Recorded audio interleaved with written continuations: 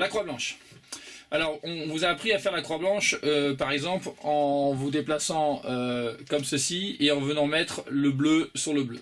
Puis le rouge sur le rouge, voilà. Et puis ensuite, eh bien, on vous a appris à mettre, je ne sais pas moi, le orange sur l'orange, par exemple, et le vert sur le vert, voilà. L'idée, là, sur la croix blanche, eh bien, c'est de faire la même chose, sauf que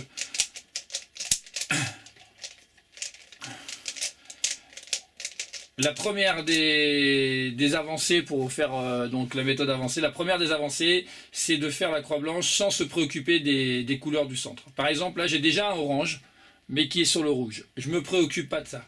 Ce que je sais, moi, enfin ce que vous devez savoir, c'est que le orange, par exemple, s'il était mis à sa bonne place ici, il aurait ici à sa gauche le bleu et à sa droite le vert. Donc je le remets sur le rouge tel qu'il était au départ. Et donc moi je sais qu'ici, par réflexe, il y a le bleu, et je sais que ici il y a le vert, et ici il y a le rouge. Et c'est ça qui me préoccupe. Par exemple, ici, j'ai le rouge qui vient là, je viens donc déplacer le rouge, mettre le bleu, et enfin mettre le vert ici. Et vous voyez que ma croix blanche, elle est faite, mais qu'elle n'est pas alignée. Et là, en faisant ou 1 ou 2, je viens aligner ma croix. Donc le principe, et le fait de devoir l'aligner, en fait, me permet de me mettre dans le bon sens, et d'être déjà prêt pour enchaîner face en bas, comme ceci. Hein, je peux avoir une vue sur les prochains F2L. Alors je recommence, là j'ai peut-être été un peu vite, mais l'idée de base, c'est de connaître l'ordre des couleurs. L'ordre des couleurs de notre cube. Et ça c'est vraiment très important.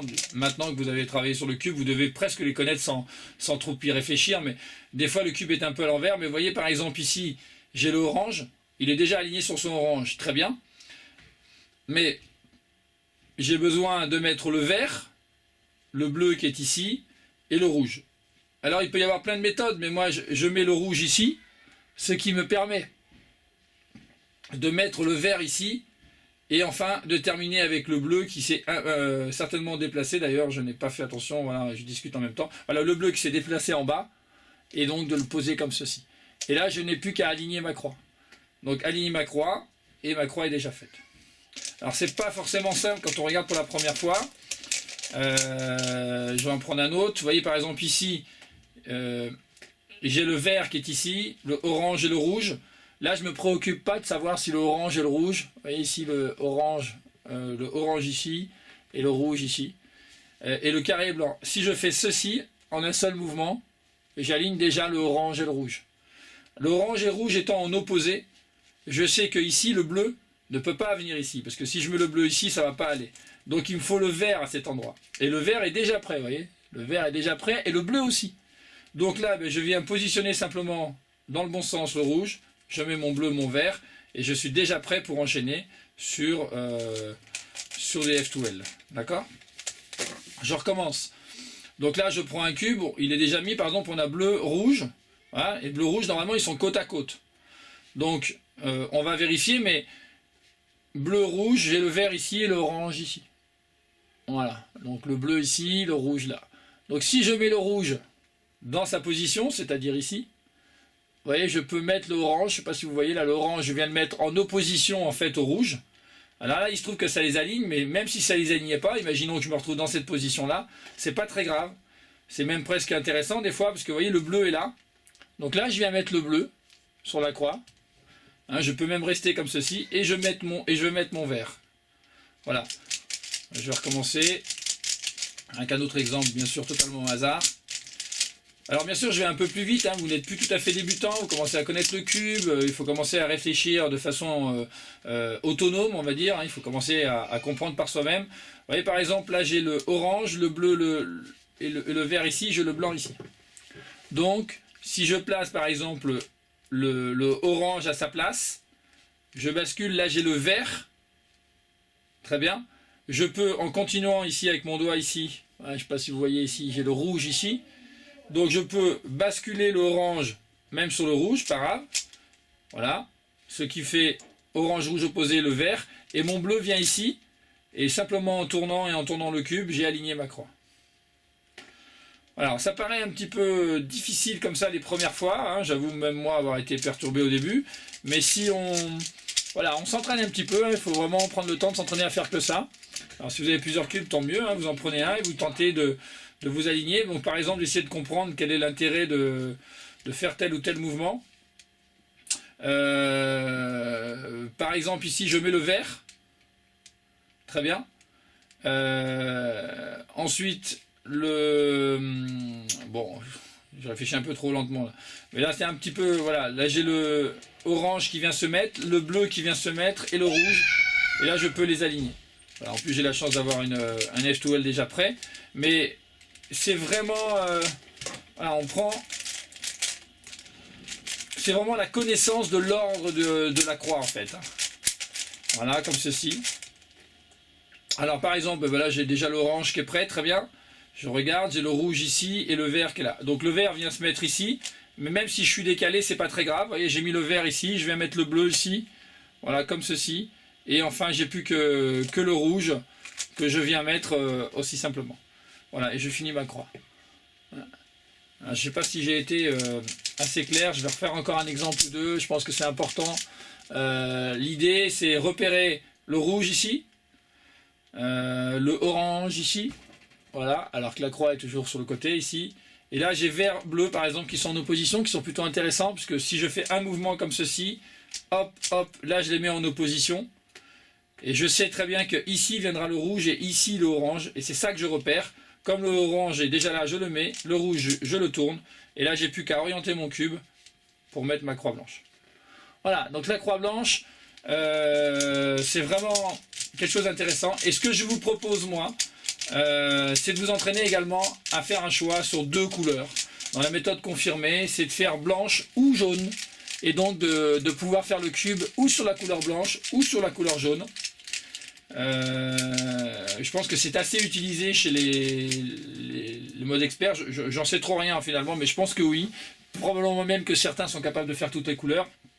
Ça devient un peu plus complexe. L'avantage de faire blanc ou jaune, c'est que on s'y habitue très vite. Pourquoi? Parce que quand on cherche après, pour la deuxième partie, vous verrez, quand on cherche les arêtes, c'est les mêmes arêtes. Et qu'à la fin, on se retrouve avec la face blanche en haut. Et que ça ne perturbe absolument pas grand chose, sauf une petite habitude au début, l'habitude de repérer le jaune plutôt que le blanc. Mais par exemple, ici, on peut voir que ça peut être intéressant de commencer avec plutôt les jaunes, parce qu'ils sont plutôt bien placés. Alors moi je vais regarder tout simplement comme ceci, mais vous voyez, je me préoccupe que de l'ordre des couleurs sur la dernière face, et ensuite j'aligne. Et vous verrez après par la suite que ce n'est pas vraiment un problème, puisque quand on cherche par exemple, alors je vais regarder, mais quand on cherche en fait un coin orange, bleu, jaune, on a toujours les mêmes arêtes. Du coup on n'est pas trop perturbé par ça. Donc entraînez-vous, voilà, suivant le cube, j'en prends un, voilà. Est-ce que celui-ci par exemple, celui-ci je vois qu'il y a déjà un rouge demi, le vert qui est là, vert jaune par exemple. Ça peut être intéressant de commencer par les jaunes, donc vert, jaune, orange et bleu, et ici nous avons la croix jaune qui est déjà faite, alignée sur ces couleurs. Voilà, j'espère avoir été assez clair pour cette partie de la croix blanche débutant. Entraînez-vous, qu'importe le cube, qu'importe la couleur, blanche ou jaune, et entraînez-vous à faire les deux. Au début ça va être un peu compliqué, et ça va venir assez vite, hein. Quelques heures après, vous allez voir, vous allez vous habituer de façon assez évidente. Donc là on va refaire la blanche par exemple. Moi j'aurais tendance à mettre la rouge d'abord ici, puisque en fait la verte vient se mettre comme ceci, voilà. Ensuite je peux continuer à faire la orange et la bleue, et là j'aligne simplement ma croix pour pouvoir enchaîner derrière et faire des F2L. Voilà, donc j'espère que ça aura été assez clair. Si ce n'est pas le cas, n'hésitez pas à poser des questions. Je refais une dernière fois, une toute dernière, avec un cube là, qui n'a pas de... Si ça tient un peu, voilà.